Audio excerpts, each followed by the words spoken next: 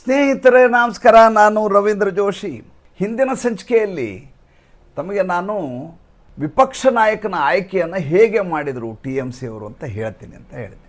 ನಿಮಗೆ ಗೊತ್ತು, ಶಾಸಕಾಂಗ ನಾಯಕನಾಗಿ ಅಮಿತ್ ಶಾ ಅವರು ಬಂದು ಸುವೇಂದು ಅಧಿಕಾರಿಯನ್ನು ಮಾಡಿದರು. ಅವರು ಒಂದು ಪಟ್ಟಿಯನ್ನು ಕೊಟ್ಟರು. ಆ ಪಟ್ಟಿ ಎಲ್ಲ MLAಗಳು ಸಹಿ ಮಾಡಬೇಕು. ಅದು ಶಿಷ್ಟಾಚಾರ. ಎಲ್ಲ MLAಗಳು ನಮ್ಮ ನಾಯಕನನ್ನಾಗಿ ನಾವು ಸುವೇಂದು ಅಧಿಕಾರಿ ಅವ್ರನ್ನ ನಾಮಕರಣಗೊಳಿಸಿದ್ದೇವೆ.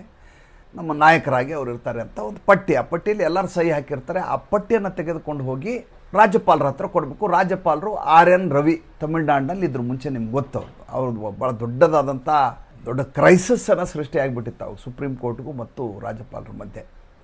ಅಂಥ RN ರವಿ ಹತ್ರ ಈಗ ವಿಪಕ್ಷ ನಾಯಕನ ಪಟ್ಟಿಯನ್ನು ಒಯ್ಯಬೇಕು. ಅದಕ್ಕೂ ಸೇಮ್ ಪ್ರೊಸೀಜರು.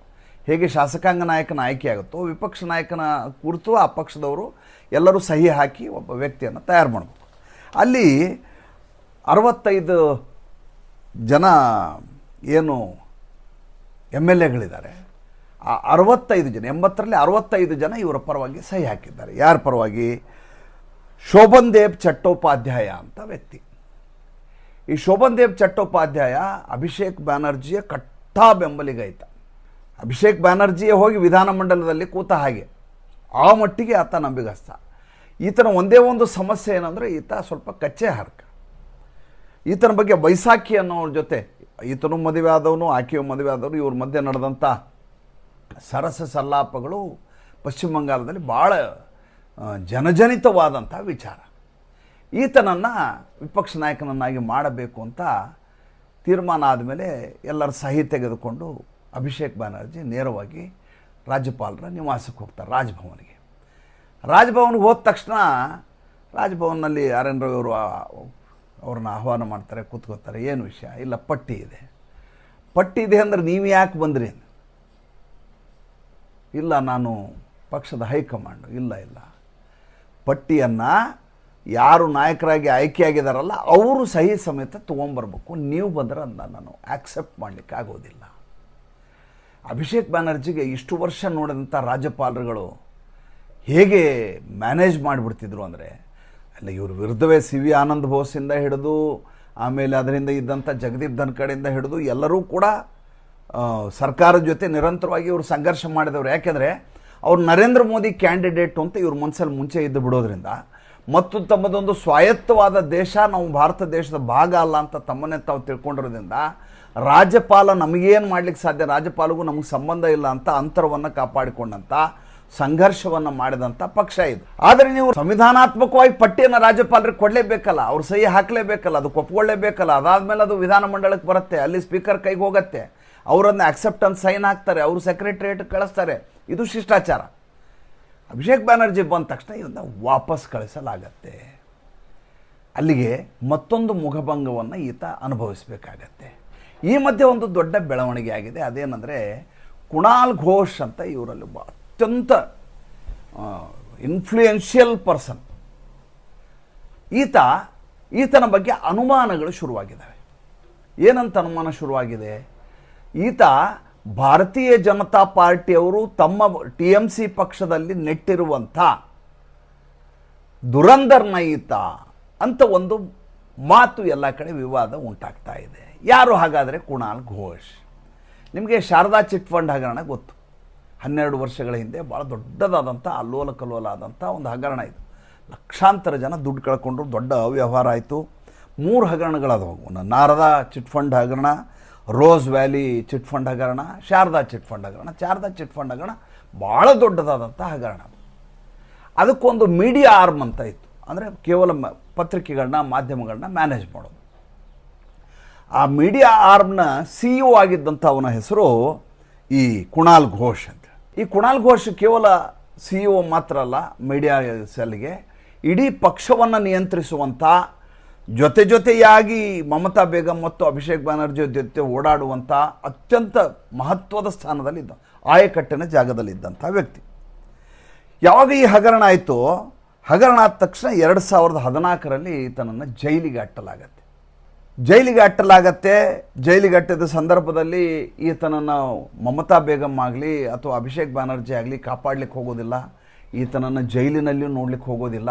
ಈತನಿಂದ ಸಂಪೂರ್ಣವಾಗಿ ಅಂತರವನ್ನು ಕಾಪಾಡ್ಕೋತಾರೆ. ಈತ 2 ವರ್ಷ 10 ತಿಂಗಳ ಕಾಲ ಜೈಲಲ್ಲಿರ್ತಾನೆ. 2017ರಲ್ಲಿ ಹೊರಗೆ ಬರ್ತಾನೆ.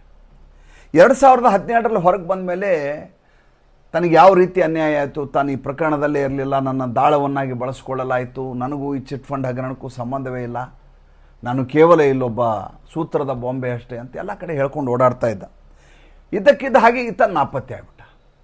ನಾಪತ್ತೆ ಆದ ತಕ್ಷಣ ಎಲ್ಲರೂ ಏನು ಭಾವಿಸಿದ್ರು ಅಂದರೆ ಈತನನ್ನು ಹೊಡೆದು ಸಾಯಿಸ್ಬಿಟ್ಟಿದ್ದಾರೆ. ಯಾಕಂದರೆ ಗೂಂಡಾಗಿರಿಯ ಪಕ್ಷ. ಈತ ಮಾತಾಡ್ತಾ ಇರೋದು ಮಮತಾ ಬೇಗಂ ಬಗ್ಗೆ ಮತ್ತು ಭಾಯ್ಪೋ ಬಗ್ಗೆ. ಈ ಅಭಿಷೇಕ್ ಬಾಬು ಮತ್ತು ದೀದಿ ಇಬ್ಬರು ಸೇರಿ ಮುಗಿಸ್ಬಿಟ್ಟಿರ್ತಾರೆ ಅಂತ ಎಲ್ಲರೂ ಅಂದ್ಕೊಂಡಿದ್ರು. ಈತ ಪತ್ತೆನೂ ಇರಲಿಲ್ಲ. ಇದ್ದಕ್ಕಿದ್ದ ಹಾಗೆ 2019ರಲ್ಲಿ ಈತ ಪ್ರತ್ಯಕ್ಷ ಆಗ್ತಾನೆ. ಎಲ್ಲಿ ಪ್ರತ್ಯಕ್ಷ ಆಗ್ತಾನೆ? ನೇರವಾಗಿ ಹೋಗಿ ಅಭಿಷೇಕ್ ಬ್ಯಾನರ್ಜಿಯವ್ರ ಹತ್ರ ನತಮಸ್ತಕನಾಗಿಬಿಡ್ತಾನೆ. ನನ್ನಿಂದ ತಪ್ಪಾಗಿದೆ, ನಾನು ಮಾತಾಡಬಾರ್ದಾಗಿತ್ತು, ನಾನು ಮಾತಾಡಿ ತಪ್ಪು ಮಾಡಿಬಿಟ್ಟೆ, ಏನು ಮಾಡಲಿ, ನಾನು ಜೈಲಲ್ಲಿದ್ದೆ, ಅಸಹಾಯಕನಾಗಿದ್ದೆ, ನಾನು ನಿಷ್ಠನಾಗಿ ನಿಮ್ಮ ಜೊತೆ ಇರ್ತೀನಿ. ಈತನನ್ನು ನ್ಯಾಷನಲ್ ಸ್ಪೋಕ್ಸ್ ಪರ್ಸನ್ ಆಗಿ ಮತ್ತೆ ಈತನ ನೇಮಕಾತಿ ಆಗುತ್ತೆ. ನೇಮಕಾತಿ ಆದಮೇಲಿಂದ ಈತ ಯಾವಾಗಲೂ ಇರ್ತಾ ಇದ್ದದ್ದು ಒಂದು ಈ ನಮ್ಮ ಕ್ಯಾಮ್ಯಾಕ್ ಸ್ಟ್ರೀಟ್ನಲ್ಲಿ ಒಂದು ಆಫೀಸ್ ಇದೆ ಅಭಿಷೇಕ್ ಬ್ಯಾನರ್ಜಿದು ಕಲ್ಕತ್ತಾದಲ್ಲಿ. ಆ ಕ್ಯಾಮ್ಯಾಕ್ ಸ್ಟ್ರೀಟ್ ಆಫೀಸ್ ಮುಂದ್ಗಡೆ ಕಾಣಿಸ್ತಾ ಇರ್ತಾನೆ. ಇಲ್ಲ ಹರೀಶ್ ಚಟರ್ಜಿ ಸ್ಟ್ರೀಟಲ್ಲಿರುವಂಥ ಶಾಂತಿನಿಕೇತನ ಹತ್ರ ಈತ ಕಾಣಿಸ್ತಾ ಇರ್ತಾನೆ.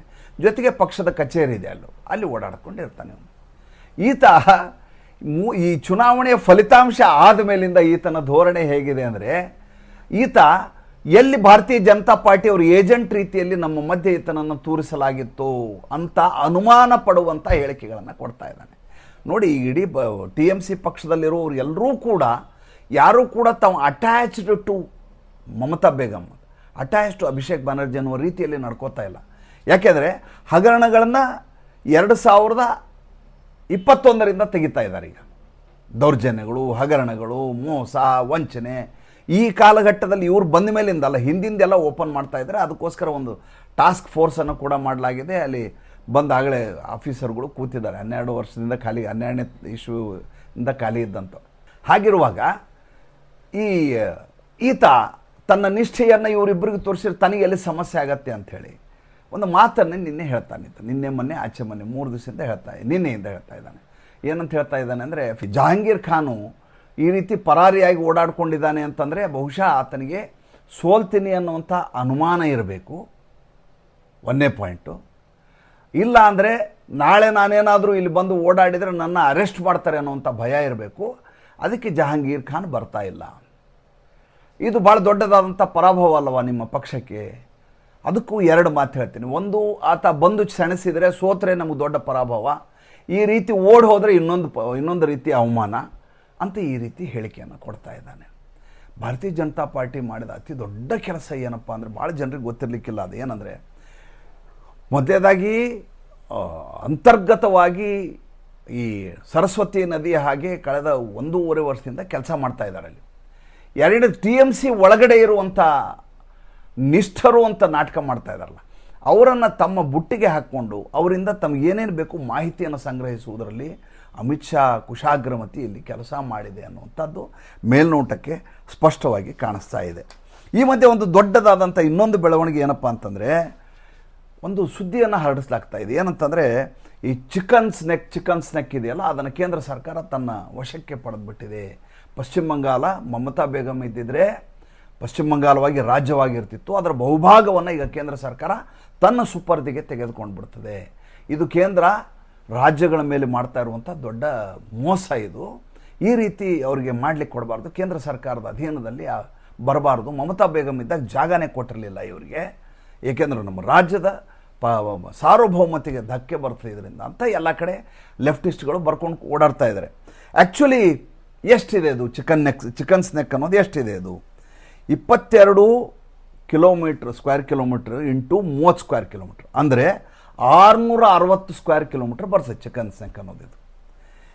ಈಗ ಸರ್ಕಾರ ತೊಗೊಂಡಿರೋದು, ಈಗೇನು ಫೆನ್ಸಿಂಗ್ ಮಾಡ್ಬೇಕಲ್ಲ, ಫೆನ್ಸಿಂಗ್ ಆಗ್ಬೇಕಾಗಿದ್ದು 360 ಕಿಲೋಮೀಟ್ರ್ ಫೆನ್ಸಿಂಗ್ ಆಗ್ಬೇಕೀಗ. ಆಮೇಲೆ ಯಾವ ಮಟ್ಟಿನ ಸರ್ವೇಲೆನ್ಸ್ ಇದೆ ಈಗ ಅಂದರೆ, ನಾವು ಈ ಡ್ರೋನ್ ಇದಾವಲ್ಲ, ರಾತ್ರಿ ಎಲ್ಲ ಡ್ರೋನ್ಗಳು ಈ ಗಡಿ ಪ್ರದೇಶದಲ್ಲಿ ಓಡಾಡ್ಲಿಕ್ಕೆ ಶುರು ಮಾಡಿದವು. ಎಂಥವು ಡ್ರೋನ್ ವಿತ್ NVG ಅಂತೇಳಿ, ನೈಟ್ ವಿಷನ್ ವ್ಯವಸ್ಥೆ ಇರುವಂಥ ಡ್ರೋನ್ಗಳು ರಾತ್ರಿ ಕೂಡ ಇವರು ಗಡಿ ದಾಟಿಕೊಂಡು ನುಸುಳುಕೋರು ಬಾಂಗ್ಲಾದೇಶದಿಂದ ಭಾರತಕ್ಕೆ ಬರಬಾರ್ದು ಅನ್ನುವಂಥ ವ್ಯವಸ್ಥೆಯನ್ನು ಅತ್ಯಂತ ಕಟ್ಟುನಿಟ್ಟಾಗಿ ಕಾಠಿಣ್ಯದಿಂದ ದಕ್ಷತೆಯಿಂದ ಮಾಡ್ತಾ ಇದ್ದಾರೆ. ಹಾಗಾದರೆ ಈ ಕತೆ ಏನಿದು 22/30 ಇರುವಂಥ ಸ್ಕ್ವೇರ್ ಕಿಲೋಮೀಟರ್ ಅಂತ ಚಿಕನ್ ಸ್ನ್ಯಾಕ್ನ ಕೇಂದ್ರ ಆಡಳಿತ ತೊಗೊಂಡಿಲ್ಲ ಅಂದರೆ ಎಷ್ಟು ತೊಗೊಂಡಿದೆ? ಅದು ಕೇವಲ 0.45 ಕಿಲೋಮೀಟರ್ನಷ್ಟು ತೊಗೊಂಡಿದೆ. 0.45 ಕಿಲೋಮೀಟರ್ ಅಂತಂದರೆ ನಿಮ್ಮ 660 ಕಿಲೋಮೀಟ್ರಲ್ಲಿ ಎಷ್ಟಾಗತ್ತೆ ಅನ್ನೋದನ್ನು ಯೋಚನೆ ಮಾಡಿ. ಅಲ್ಲಿ ಏನು ಮಾಡ್ತಾ ಇದ್ದಾರೆ?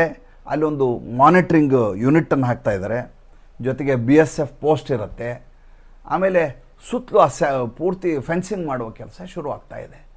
ಫೆನ್ಸಿಂಗ್ ಮಾಡಿ ಅವ್ರು ಬರಲಾರ್ದಂಗೆ ಮಾಡಿದರೆ ನಂಗೆ ನಷ್ಟ ಅನ್ನುವಂಥ ಕಾರಣಕ್ಕೋಸ್ಕರವೇ ಸರ್ಕಾರಕ್ಕೆ ಬಿಟ್ಟುಕೊಟ್ರಲ್ಲ ಮಮತಾ ಬೇಗಂ.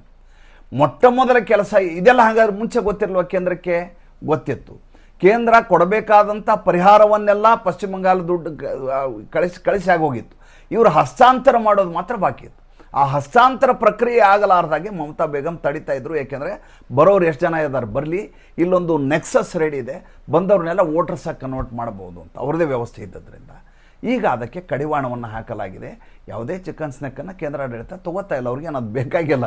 ಆಮೇಲೆ ಮಮತಾ ಬೇಗ ಈಗ ಏನು ಪಶ್ಚಿಮ ಬಂಗಾಳ ಇದೆಯಲ್ಲ, ಅದು ಭಾರತದ ಭಾಗ ಆಗಿರೋದ್ರಿಂದ ಭಾರತದ ಯಾವುದೇ ಪ್ರದೇಶದಲ್ಲಿ ಕೇಂದ್ರ ಆಡಳಿತ ತನ್ನ ಭದ್ರತೆಯನ್ನು ಮಾಡ್ತೀನಿ ಅಂದರೆ ಮಾಡಬೇಡ ಅಂತ ಹೇಳಲಿಕ್ಕೆ ನಾವು ಯಾರು ಸ್ವಾಮಿ? ಆ ರೀತಿಯ ಸಂಘರ್ಷದ ವಾತಾವರಣ ಹೊರಟೋಗುತ್ತೆ. ಡಬಲ್ ಎಂಜಿನ್ ಸರ್ಕಾರ ಆಗಿರೋದ್ರಿಂದ ಆಗುವಂಥ ಅತಿ ದೊಡ್ಡ ಲಾಭ. ಮತ್ತು ಮುಂದಿನ ಸಂಚಿಕೆಯಲ್ಲಿ ಹೊಸ ವಿಷಯದೊಂದಿಗೆ ಬರ್ತೀನಿ. ಸಂಚಿಕೆ ಇಷ್ಟ ಆದರೆ ಲೈಕ್ ಮಾಡಿ, ಫಾಲೋ ಮಾಡಿ, ಶೇರ್ ಮಾಡಿ. ನಮ್ಮ ಮುಕ್ತ ಪತ್ರಿಕೋದ್ಯಮಕ್ಕೆ ಆರ್ಥಿಕವಾಗಿ ಬೆಂಗಾವಲಾಗಿ ನಮಸ್ಕಾರ.